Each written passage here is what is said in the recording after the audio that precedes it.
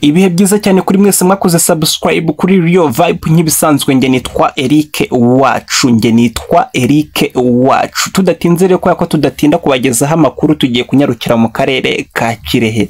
Mu Rwanda hamaze iminsi hari ikibazo cy'ubushyuhe cyangwa se ikibazo cy'imvura yari yarabuze hafi uturere twose. Ejo bundi ku itariki 20 z'ukwezi kwa 10 umwaka 2024 haguye imvura ikomeye cyane. Iyo mvura bivugwa ko yaguye mu turere twinshi cyangwa se mu turere twose tw'igihugu.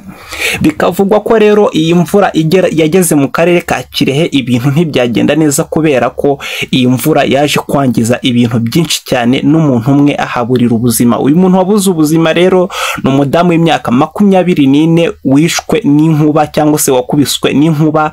Siwe wenyine gusa, kuko iyo nkuba yanamukubitanye n'amatungo 28 harimo inka 8 n'intama 16. Umuyobozi w'akarere ka Kirehe Rangira Bruno yemeje aya makuru, avuga ko ibi byose byabereye mu mudugudu wa Remera, akagari ka Nyarutunga, mu murenge wa Nyarubuye.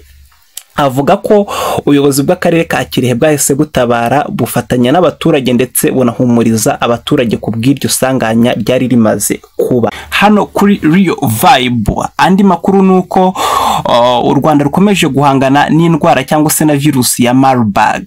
Hari ibyo Dr Nsanzimana Sabe, umuyobozi cyangwa se minisitiri w'ubuzima mu Rwanda, yasabye abanyarwanda. Minisitiri w'ubuzima mu Rwanda yasabye abanyarwanda kudaha akato abari gukira iki cyorezo cya Marburg. Ni ikiganiro yagiranye n'itangazamakuru, ikiganiro cyari cyitabiriwe n'umuyobozi cyangwa se umuyobozi mukuru wa OMS, umuryango w'abibumbye wita ku buzima, Dr Tedros Adhanom Ghebreyesus, wanashimiye u Rwanda ku bufatanye bwarwo mu guhashya ibyorezo no kwita ku buzima bw'abanyarwanda muri rusange. Bikirana yuko nta kindi kibazo cyaba kuri bo ndetse nabo babana, ariko turashaka gushimangira ko batagomba guhabwa akato kariko kose, kuko gukira indwara nyine buri wese ashobora kurwara indwara yose, ariko gusubira mu rugo abantu bagatangira kuvuga bati uyu nguyu yarwaye iki n'iki, ibyo turabirwanya cyane.